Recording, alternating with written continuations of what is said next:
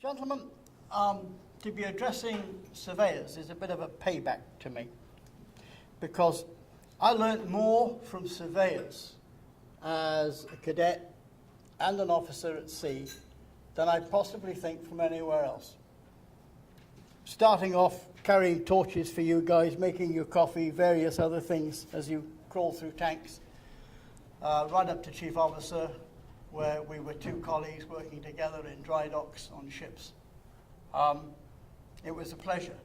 But I look back at the spaces we went into and the precautions that we took, which was zero, and I'm amazed that I'm standing here today. And possibly some of you people are quite surprised that you're sitting there too, when we think back to what we know now and what we didn't know then.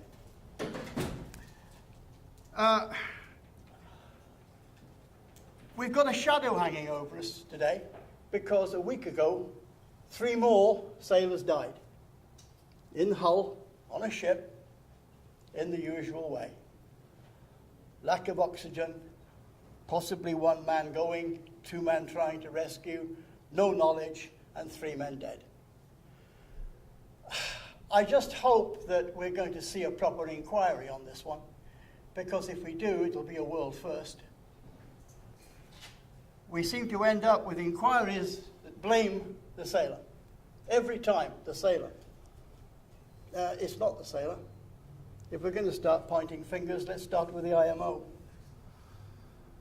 Then we can start working our way down through the owners who won't provide equipment, who won't do any training and this kind of thing, because it's not in SOLAS. This is the cry of the marine industry. It should be our motto. It's not in SOLAS. And because it's not in SOLAS, then we don't have to do anything about it. And yet more and more people are dying.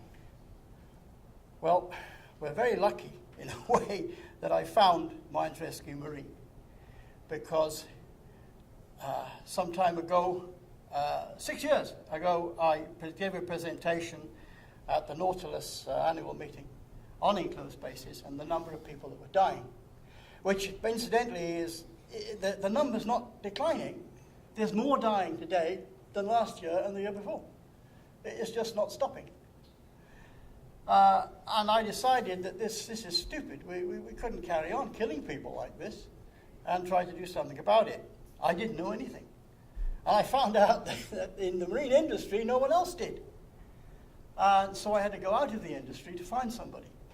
And I went out of the industry, and the first thing I know is I'm directed to the mines. And when I thought about it, I mean, down in a double bottom, when you're crawling along in a 300,000-ton bulker, it's just like the mines down there. And so who do you go to then? You go to the mining industry. And that's exactly what I did. I went and I found and was directed to the Mines Rescue Service, which was was told, the leading authority in the country and in Europe on enclosed spaces. They've been doing it for a long time. And so luckily, I rang up, and who did I speak to? I spoke to Adam Allen. Adam. Thank you, Michael. So as Michael was saying, initially I was approached some 4.5, 5 years ago, and it was in relation to enclosed spaces, or confined spaces we call them ashore. I didn't know what he was talking about, because I know nothing about your industry. I'm from a mining background. I worked in coal mines all my life. I've become a professional rescue person through the mining industry in 1979. So I've been at this for 35 years, working out ways how we can get people to tight spots and save people's lives. And as I say, 4.5 years ago, I was approached by Michael, and he asked that question, could we help? And I said, well, before I can possibly say that I can help, we need to go and have a look. Because I wouldn't be prepared to come along here today and stand in front of you people and say to you, we can do this, when I can't prove that we can do it. So I took my people along, and what we did is we went onto a few ships. So the first ship we went on board was a Ro-Ro.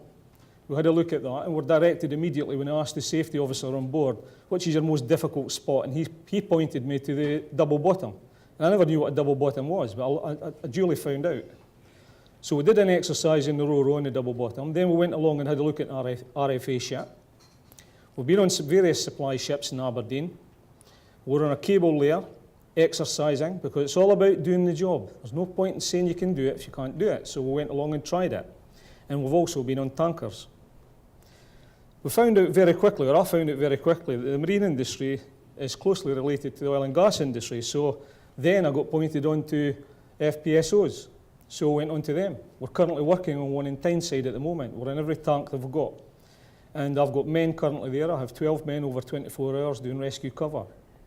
We've been offshore on FPUs and FSUs, and we've done exercises on board, talking to the OIM and talking to their safety departments and learning all the time.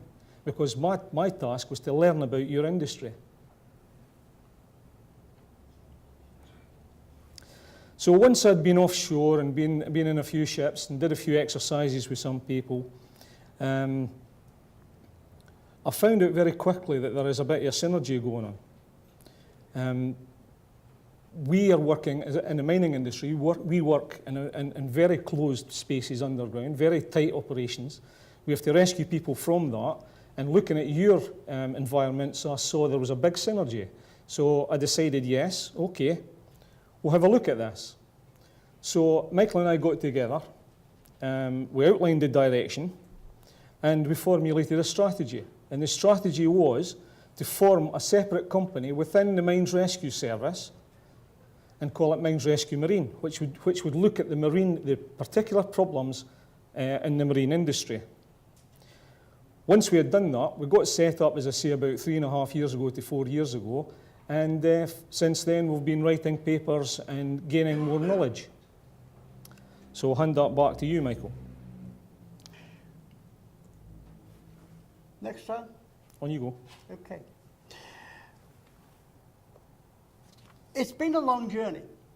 I suppose the disappointing thing about the journey is that it's been 2 steps forward and 1 step back.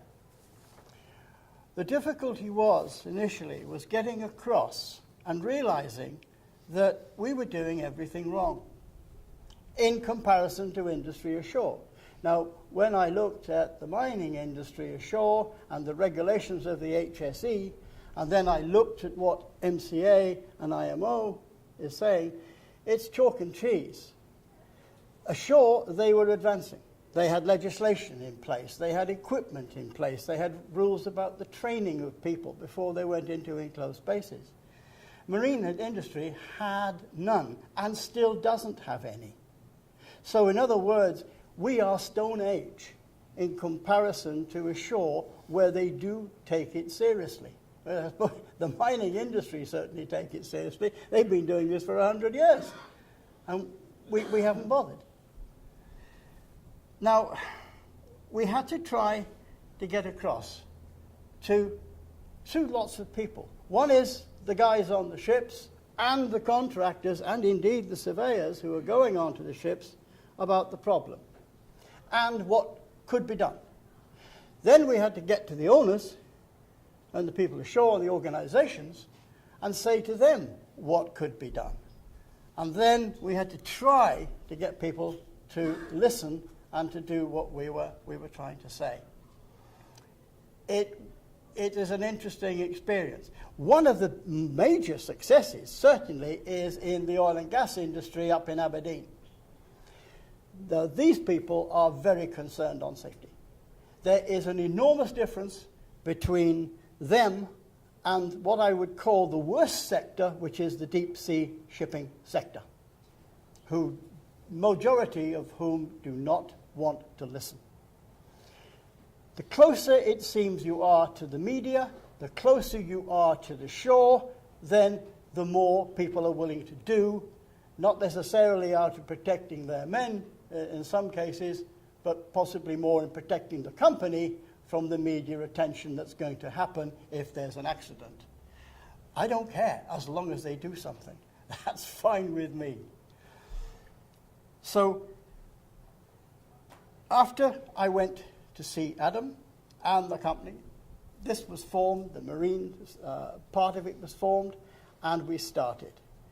Ships, platforms, knowledge, talking to manufacturers of equipment, designing equipment, which we've also gone into, and actually seeing now a pattern coming. you're going to see something very much more important later on in this presentation. But at the moment, we'll carry on with what we're talking about here. Now, this is what we've come up with. From the very beginning, this was obvious to us. The enclosed space box. The triangle, the fire, all right, we know that, but this is the box. Culture, and we know what we're talking about with culture, it's an attitude on the ships. And believe me, it's an attitude that does still exist. Captains, especially senior officers, and this is the problem, when I was a lad, I went down so I can still go down today. When I was a lad, I was down there, so what do you need all the equipment for today for the crew? They can go down the same as I did. Huh? We hear it. Design. From design comes all our problems. If the manholes were big enough that somebody could get down it wearing a BA set to rescue and pull someone out, a lot more lives would have been saved. But we still have this manhole design which existed 100 years ago. And when you go to the naval architects and say to them, why is the manhole so small? They say, oh, that's what the ship owner wants. And then you go to the ship owner and say, why are manholes so small? They say, well, that's what the naval architect wants. And in actual fact, there's no reason for the damn manhole to be that small. But no one's actually trying to change it. Design. You've been in your, I don't have to tell you about the design of wing tanks and DBs and 4Ps. You know. Equipment. We have fire equipment on a ship. No one finds that unusual. Yet more people are dying in enclosed spaces. So why don't we have enclosed space equipment? No, we don't. Because we say, oh, well, we use the fire equipment. Oh, man.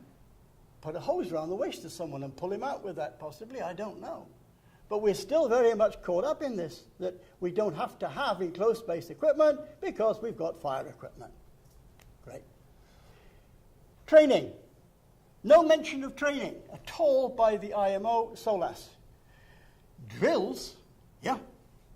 But you can't have a drill unless you've had the training. The IMO are totally confused on this drill and training. They keep using this word drill. You must train first. All the drill does is ensure that the training is suitable for that time, that place, and that ship. That's what you do the drill for. But you can't do it if you haven't been trained in the first place. So there's your box. All of them equally important. So, going on the enclosed space box, which was a new concept that Michael and I discussed, we're going to have a look at the edges of the box. We're going to look at the design feature first.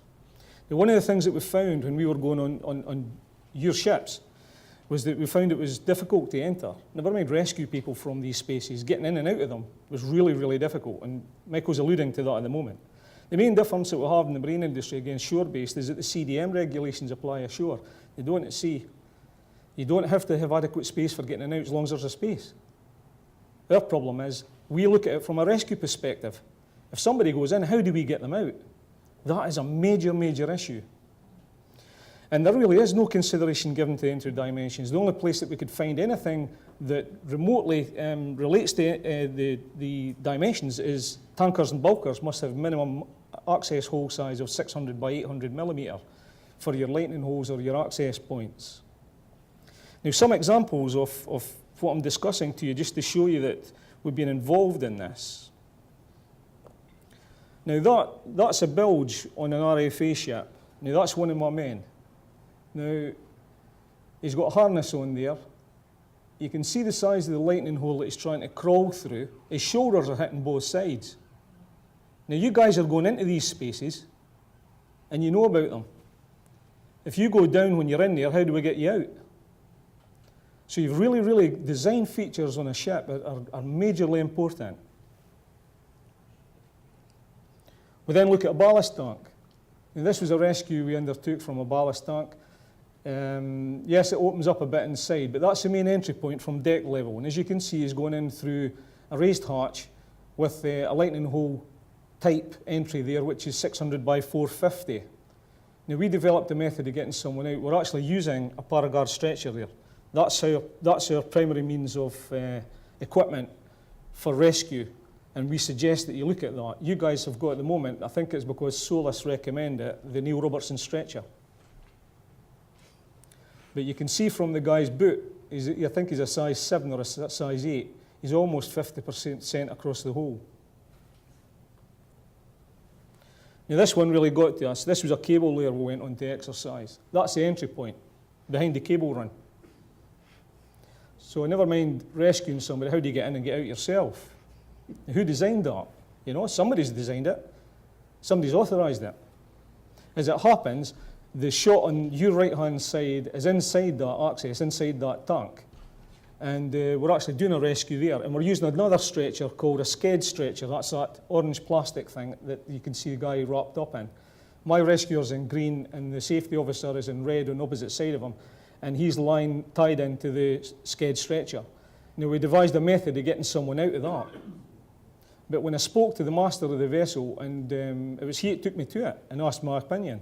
And I says, well, what would you do? And he says, I'd get a burning torch down here and we would cut away all the infrastructure to make room for getting them out. And I says, right, okay. So in any case, we devised a way of getting them out. And perhaps one that really struck home to me, I found this difficult, was this one. This is in a 4-peak. The lightning hole, as you can see, the guy's gone down the ladderway into the 4 peaks, the bottom section of the tank. What you're looking at is the back of his helmet and the peak of his helmet are touching both metal sides. So the back of his helmet is touching the side of the access point, the front of his helmet is touching the ladder, because somebody decided to put the ladder in through the lightning hole access, which makes the space even tighter to get in. Now, I'm sure the job that you guys do, you've experienced this. Now, the difference with me is I'm able to come in from a different industry and have a look at your industry and see these things. Because you guys are working in that consistently, perhaps you don't see it. But that's what we saw when we looked at that in detail. The good thing about this is because of the work that we've been doing and because of the papers that the Institute has been publishing on our behalf and other publishing houses, people are actually asking us now. There's an FPSO getting built, and a friend of mine who's an OIM now, he has been phoning me up and asking advice. If we're going to do this, what should we do? What do you think the size of this should be, Adam? Because they're constructing it from scratch, and they're having it built, so they have an input. So they're actually asking and listening now. So I'm really pleased at that. But these, ladies and gentlemen, it's your ships.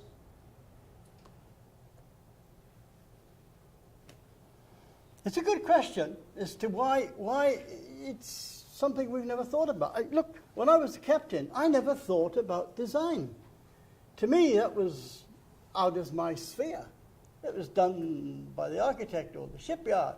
But it didn't occur to me that I shouldn't have manholes like that. I shouldn't have ladders going down there like this. Various other things. Lighting. Why is it that my swimming pool, if you've got one, can have underwater lighting and yet you can't have lighting in a ballast tank? It's something that we've never questioned. It's just what's gone on. Ventilation. What about ventilation? What thought goes into ventilation? They stick a ventilator in and there's a hole like there you are, there's a ventilation. Not a lot of thought goes into it. Because we've never thought of an enclosed space as where men go, men work, men have got to get out of, men have got to be rescued from, and instead, unfortunately, men die. We're running low on battery.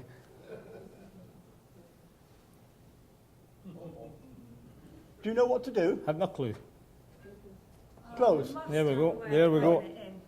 There we go. Move on. Right. Responsibility. Next one. Right. Now, who's responsible for this design? When you think about it. Naval architect. Is it him? How about the shipyard that build these ships and say, you know, we build 100 of these, you just buy them off the shelf. That's our design. The company technical manager, where's he come into this? The class are there. What do they say about it?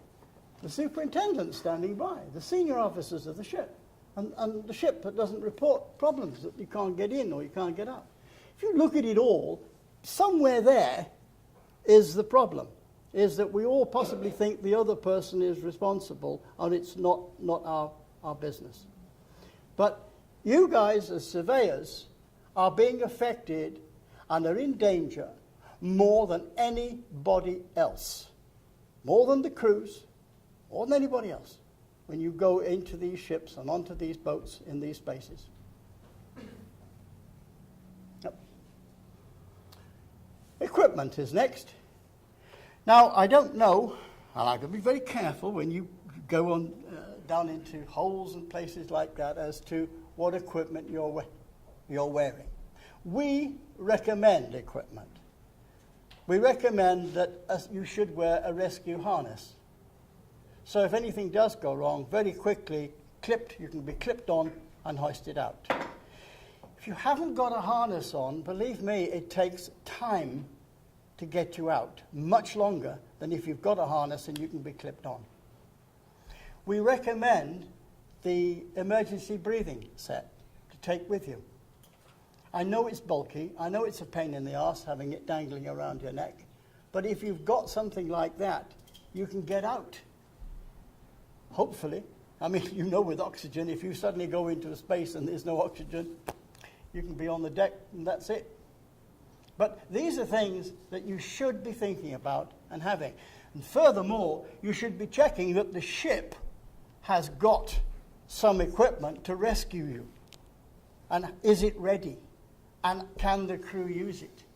Because it is their job to have this. And this is your life as surveyors. And there was that famous case in Hong Kong where the surveyor died down in the tanks. And they found out the ship had nothing, hadn't even checked anything when the guy went down. So, what we recommend as best practice, we can't tell anybody to do anything. What we're saying is look at the risk assessment for going into the tank, which you may or may not have seen or may not have asked for. Look at what the risks are, and as a minimum you should be carrying with you an oxygen type gas detector, preferably a 4 gas detector, so it tells you other gases as well. You should have some means of communication. You should have some means of light. You should have an EEBD or an escape set and a rescue harness. Now, why do we recommend these? Because if you go down, it's easy to get someone out with a rescue harness on. If you do go down or feel you're going to go down, you can put your escape set on. And we also recommend that it should be handheld equipment. So your lighting could be fitted to your helmet, your communications could be a headset, and your oxygen gas detector could be clipped onto your overalls. So that when you're ascending or descending ladders, you've now got a torch in one hand and a handheld communicator in another hand and you know, your things dangling around your neck, because you know what it's like. We've tried to do it. So that's the type of equipment that we recommend that you guys should be taking in with you to protect your life. Saves us coming and getting you.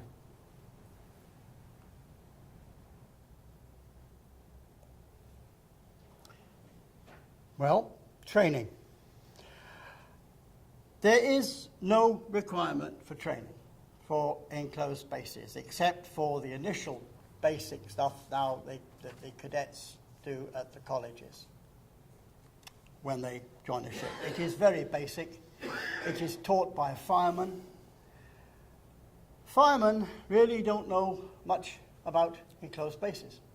They know about going in and dragging somebody out from the flames and the smoke, but that's about it. They come to us to be trained in enclosed spaces. We train a lot of the fire brigades of this country. So really, there's nothing there. Now, because of that, we're very lucky, and you'll hear more about Videotel later, is we went to Videotel International about this problem, and they immediately saw this and made a brilliant series, 5 or 7 now? 7 DVDs, which have gone out to the marine industry and have been taken up by a lot of companies, going through the whole problem of training, and it's a visual training. It's not as good as training actually right there with the people, but believe me, it's the best thing at the moment that's out there. And we're carrying on with that, and you'll hear more about that. But if people aren't trained, how do we expect them to go into an enclosed space knowing what to do? How do we expect them to rescue you? If you go into a space and you get into trouble, on a ship, you know you are totally reliant on that ship's crew to save your life. And when you look at what goes on some of the ships, I don't want to say frighten us, but it bewilders us. And some of these are the best companies who think they're good. And we send a team on board, and then they get all upset when we show that they really don't know very much. So this drill and training business, this IMO must stop this nonsense of confusing this. You cannot make a regulation saying you must have a drill if the people aren't trained to do the drill. It just doesn't make sense. It's like the IMO coming out saying you've got to have an oxygen content of 21%, when we know that's impossible. It's not even 21% in this room. So, we have this nonsense coming out all the time, and they don't go to people who know the subject and ask them, what should we do?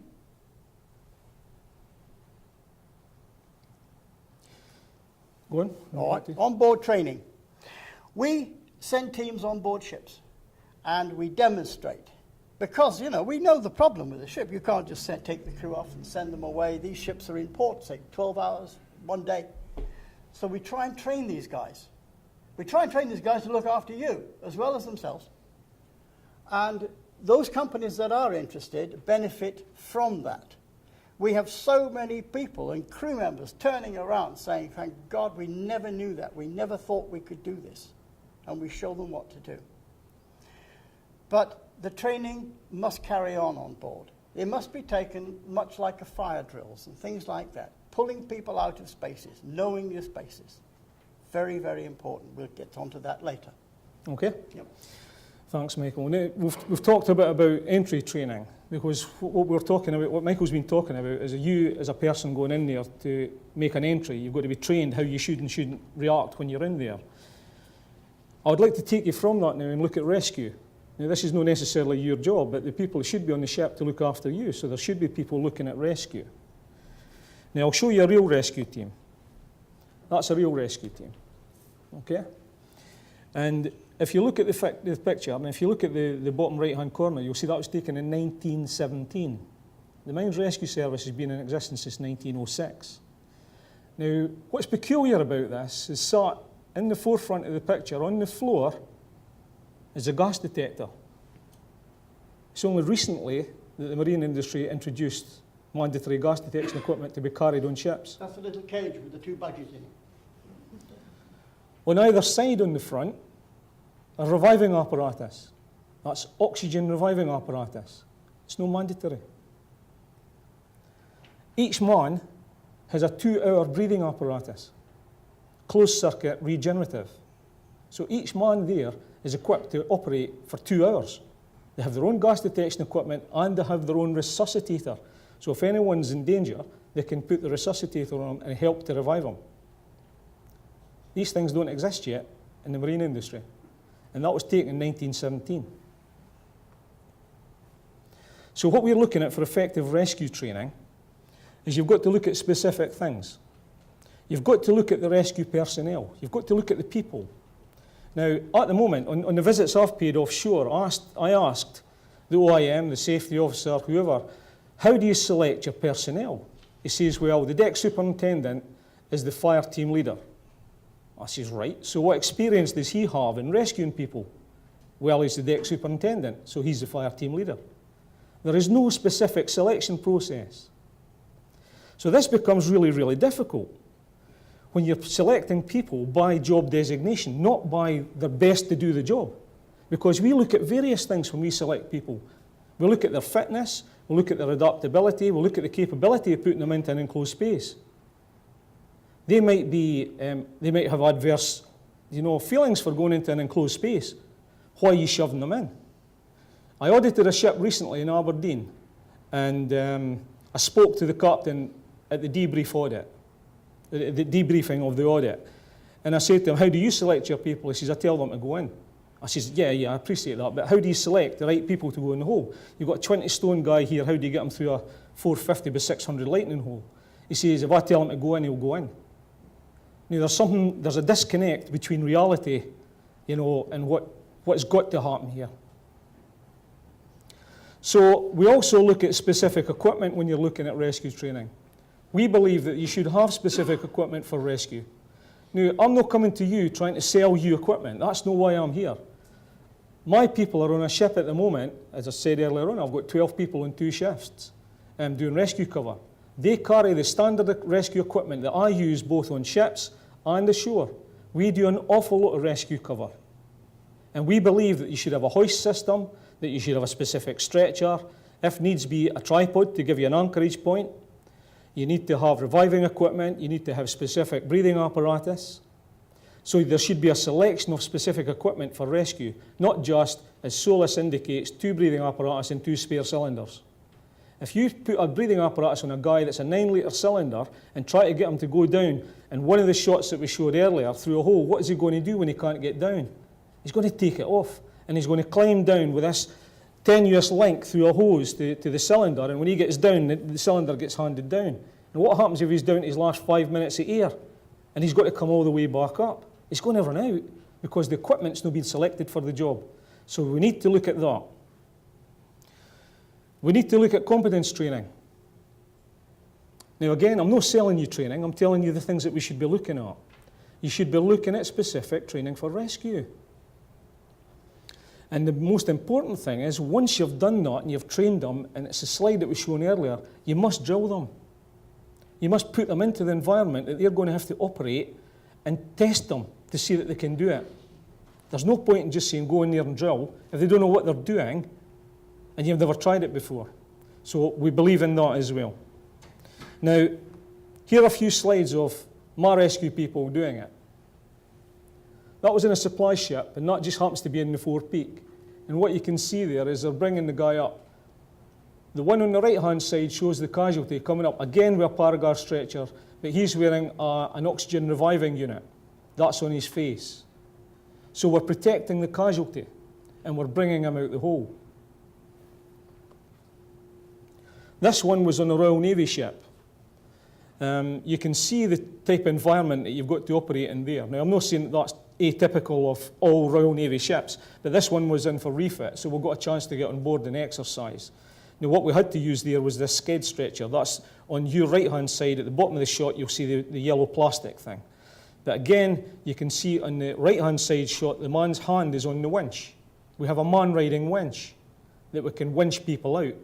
No longer are we looking at putting a rope down the hole, tying the man on around the waist and pulling him out. Use specific equipment. This is probably the most difficult rescue we did. It was in a pump room on a ship.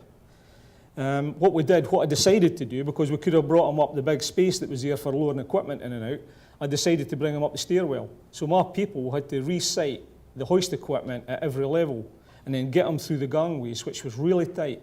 And these guys were tired when they got him out. But they got him out because I had to prove that we can do this before coming in front of you people and saying we can do this.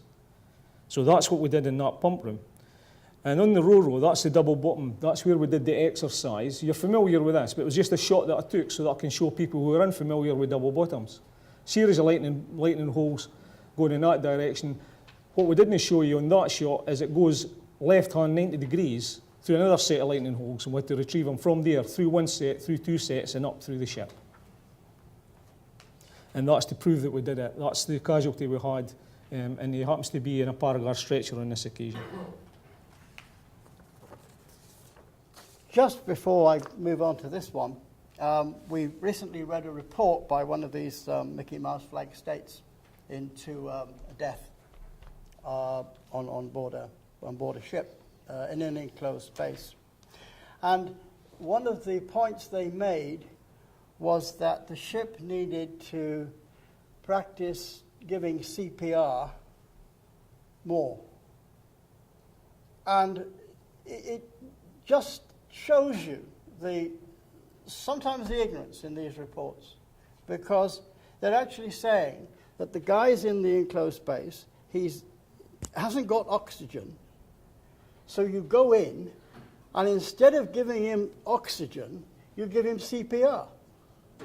And CPR so he can breathe in more of the non-oxygen and stay deader. And really, that was in a report, an official report by a flag state. Now, there you are. Yeah. Okay, responsibilities. I love this because you can look at that in horror, and you see, right, there's no guards, there's no protection over there. The guys are in a hold, obviously. There's a chap sitting up here on the edge.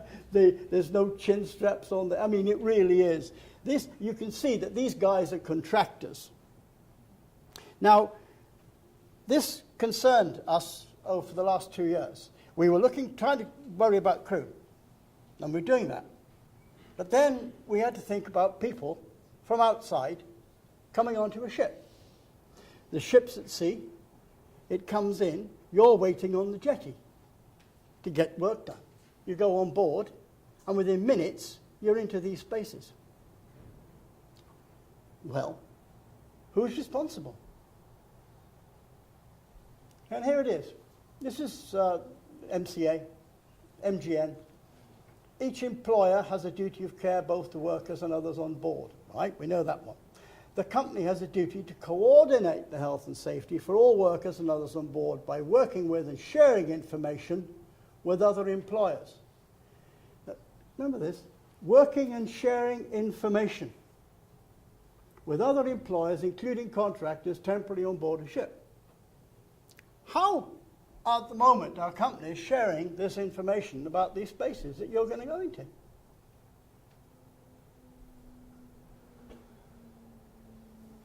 The MCA and the HSE in this country now, for those people not in this country, please understand that we've got this division of responsibility over here between MCA and HSE.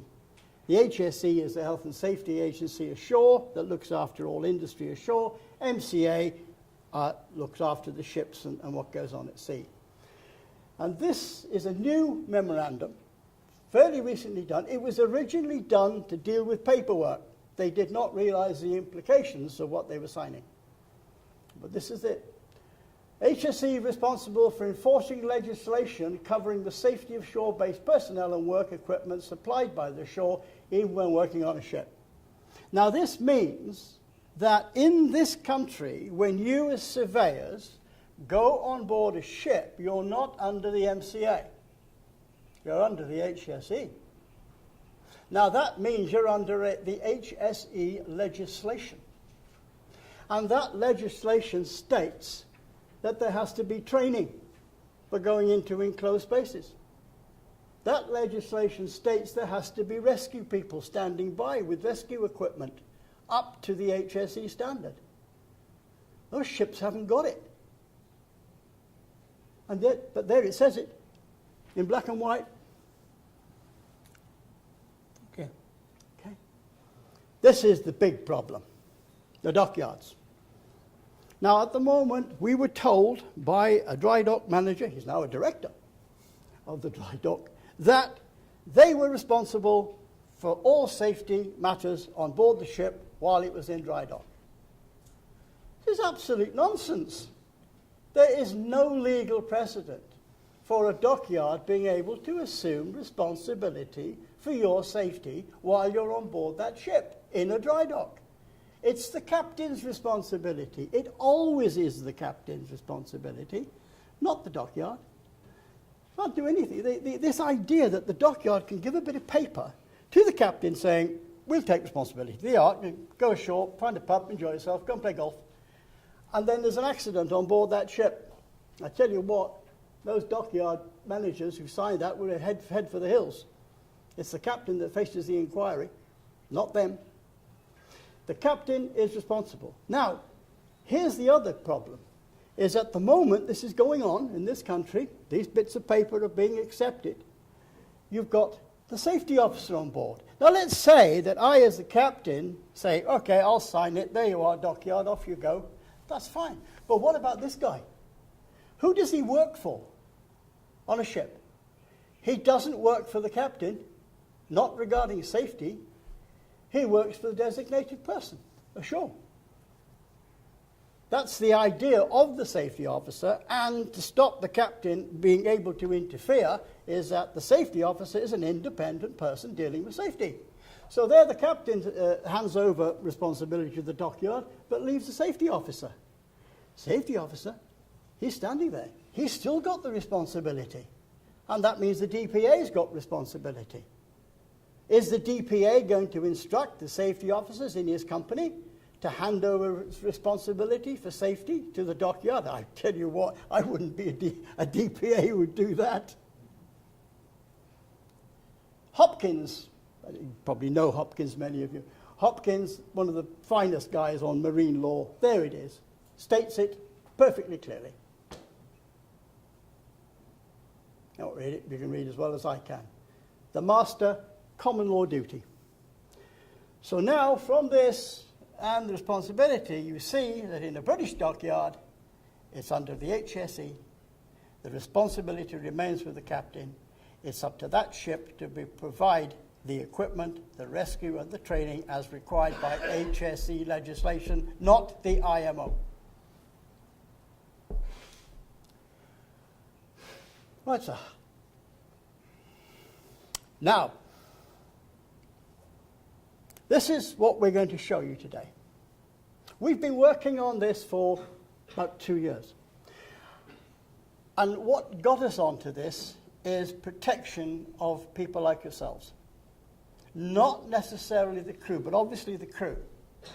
But what really got us going was that we realized that contractors were coming on board, surveyors were coming on board to go down into spaces, and you had no knowledge of what you were going to be facing on these ships. The ship would come in, you knew you had to go into a space, be it a hold, be it somewhere else, and you just went. You were blind and totally reliant on the ship. We saw so many ships where we would never, ever be reliant on the crew. And so we had to try and think of some way of getting over this. And from that came the idea of an enclosed space management system. Look, you've got a fire plan for a ship. The ship has a fire plan. It has an arrangement for dealing with fire on board. So why shouldn't it have an enclosed space management plan? Now, we started working on this 2 years ago. A few months ago, this came out of the IMO. Now, this is very, very important. Owners should carry out a risk assessment to identify all enclosed spaces on board a ship.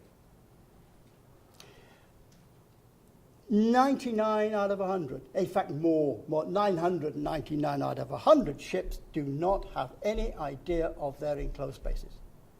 They know that number 2DB or the forepeak is an enclosed space. That's where it stops. Ask them about communications in that tank. Ask them about the size of the manhole. Ask them about any... They don't know. They don't know. It's a space, isn't it? The risk assessment should be carried out periodically to ensure it remains valid. Internal audits by the owners of the ship safety management system should verify the established procedures are complied with in practice.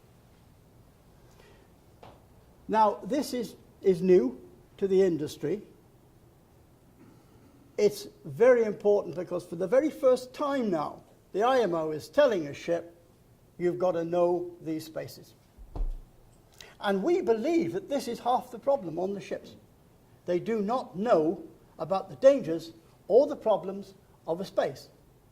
You ask, is a space safe? Is it unsafe? The ship doesn't know. They just exist on board and a space is a space is a space. Those days are over. We hope. But then something happens in Hull and 3 men are dead because they're not over. And this pointless death has to stop. And so we came out with a system. The system you're going to see is designed for this. Protection for all, crew, contractors, surveyors, whoever comes on board the ship. Copes with personnel changes. A chief officer leaves the ship, all the knowledge is here. He walks off. The new chief officer joins that day. 2 hours later, you turn up on board the ship and say, I've got to go down number 1 DB. He hasn't got a clue, and off you go. This is ridiculous. He's in charge. Michael? Yep. Okay, so there we are. Provides instant access work documentation. Copes with the responsibility problem. Simplifies a complex problem. Yeah, because we've got Raoul coming on now. I'll try and push through this bit because Yep. Michael likes to talk about this subject. Go on. So the management system that we devised takes on board a few things. And one of the things it looks at is the space itself. Each space is an individual book in a library. And you do an audit on the space and you look at items outside the space, such as you got enough height there, is it under cover, is there enough light? You also go in the space, or you do work when it's opened up to look what's it like inside. You take on board the travelling that you've got inside, have you got any restrictions and so forth. And the most important one is your travel to and from site. It also takes into account the procedures, and you already have risk assessments, but these can be uploaded into the management system. It looks at any previous action plans for making the entry, any permits that were raised, and you should have a rescue plan in place. So that can be uploaded into the system as well. It identifies the equipment that you're going to use both for entry and for rescue, and more importantly, is it fit for purpose? So you're pre-auditing so that if you have to make an entry, you know what equipment you're going to have to pull out to put on site should anybody be making an entry. And then it also looks at the people. It identifies the people, the numbers and their availability for both entry and rescue, because you're looking at their previous certification and you're looking at their competence levels. So the practical use of the system is your final slide there, Michael. Right, there you are. This is how it's going to work. The ship initiates the repair or the maintenance requirement. The company assesses the ship's enclosed space management system. The contractor checks the risk assessment and equipment available. The contractor advises the company if the equipment on the rescue plan is acceptable. Alternative agreements is reached between the company and the contractors if it's not. In other words, you now, for the very first time, before you go on a ship, will be sent by email the full details of the spaces that you are going to go in and the information about the rescue ability of that ship. Now, I want to hand over now to Raoul here. Now, Raoul is the digital director of Videotel, who has worked with us on this plan, and he's now going to show you how far he's now got with digital arrangements for this plan and how it's going to work. Raoul, Thanks, Michael, and thank you, everybody. I think I've got to get through this very, very quickly, so forgive me if I go at quite a lick. Hopefully we'll have time for a couple of questions. I think some of you will know Videotel already. As you can see, they've been around for 40 years in the training domain. Originally videos, moving through into sort of interactive learning, e-learning, which is most of what I do, but also software as well now. And so we've been working together with Mines Rescue, mainly on the training side, but they had this idea, asked me to get involved and think about how we could turn it into something that's kind of usable on the ship. So a brief overview of what we're talking about here. Firstly, this is a library of all the enclosed spaces on board the ship. It's the means to assess and to audit those spaces with a methodology for so doing. Obviously, these guys are not surveyors. They're not used to doing these kind of things. So we have to work through a mechanism, which hopefully you'll see. There are forms with which they can conduct the audits, tooltips to help the users to perform the audit. So it's a kind of learning process as well. The logging of all that information within a database, and the categorization of each of the spaces on board, and the entry points as well as an easy-to-read traffic light system. Now, obviously, I'm going to go into these in a bit more detail, but it's just so that to provide the context when we're looking at some of these screens. And the organisation of all the existing supporting documentation, the things they already have, the risk assessments, permit to works and so on. And this is the most interesting part of it for me. It's the ability to build the knowledge on these spaces with things like the site drawings, photographs, those kind of things. And really just to collect all of that data in one place and be able to share it across the web for greater knowledge sharing with people like yourselves and other third parties and the organisation, the shipping company. And that's done through, as you'll see, the printing of reports on each space, which can be sent. So obviously this is not aimed at you to purchase this software. We're hoping that you're going to become advocates for it because of the end product. So it's a bit difficult to see, but the process is a very simple one. They will install the program, they'll create an administrator, they'll add users to that system, create an entry for each of the spaces. And remember, we're not just talking about tanks, we're talking about a lot of the other spaces that can become hazardous and enclosed spaces under certain other conditions and so on. They'll print off the audit sheets, conduct those externally to the system, and then they'll return and enter the system, the audit, into the system, augment that with their experiential data, which is the bit that I think Michael alluded to there, in that somebody's there, they get to know the space, then they leave the ship, and all that information leaves with them. So hopefully we can do something about that. And then importantly, the master will sign that off at the end. So this is the kind of first top level of it. We've got, it's holding information about the ship, the users that are interacting with it, and the vessel info, and that list of spaces. Now it's very important for us because of the message that we hear all the time about the people on the ships and how little time they have, that this is really, really simple and really simple to work with. So you can see there's a list of spaces, there's a completion status, how far they're not likely to get through all the process maybe in one go so they can return.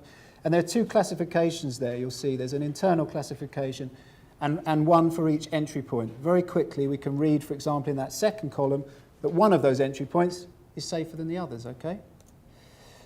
So selecting a space that's classified in some way, we'll get a warning. So you'll know straight away, there'll be nowhere to hide. You'll get the information that this is a hazardous space, should you choose to continue.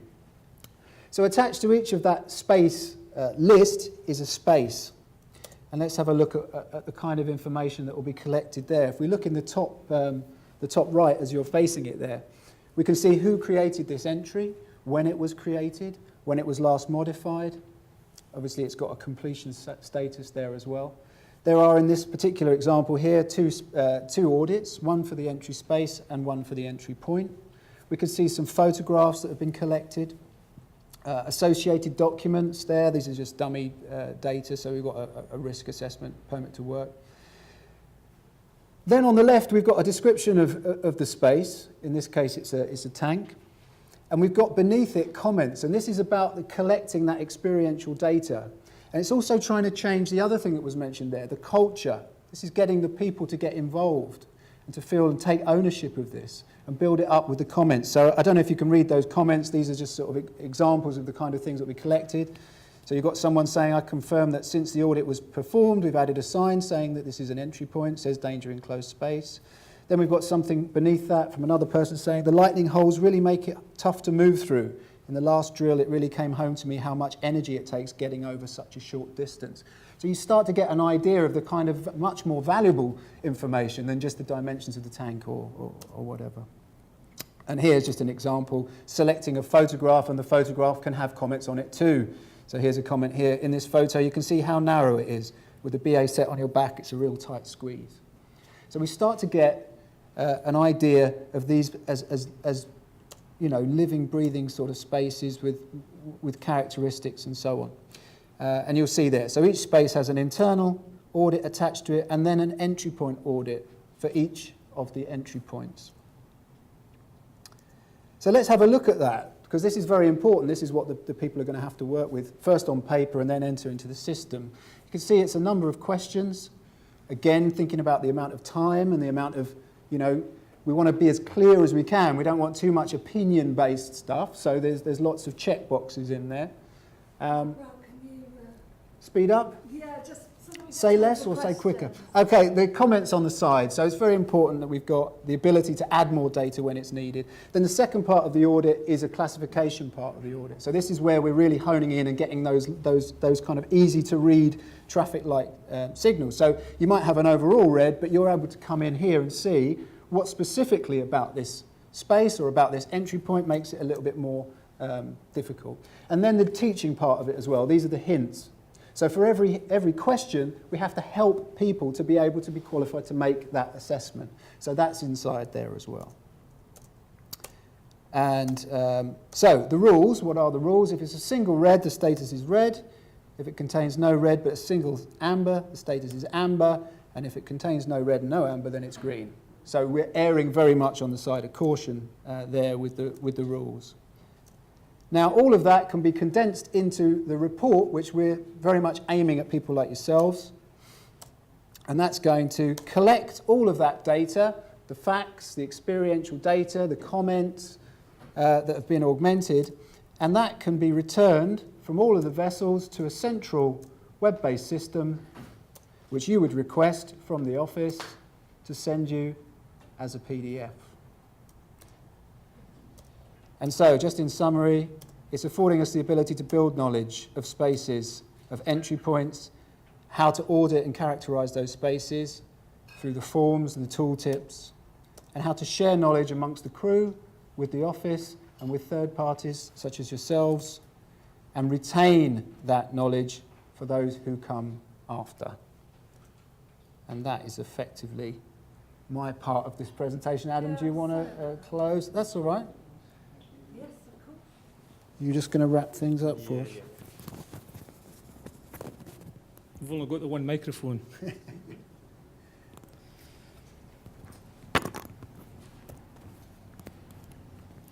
Essentially, what we've done today is we've taken you through this system, and we're looking at this enclosed space box.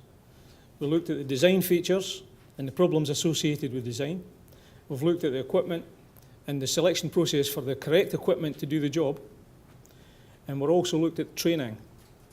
Now, the last thing we showed you was the management system. This is a unique launch. This is the first time that you've seen it in its electronic format. It's ready to go 1st of July. So we're really looking forward with VideoTel to get completion on this so we can launch it. Now, the last and most important part of the enclosed space box is the culture. That's what's up here. This bit we've got to break. We've got to change it.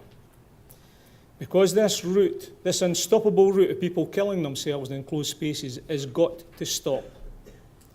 So I hope today, in this presentation that we've carried out for you, will give you a bit more information and prepare you a bit better for going into enclosed spaces on ships.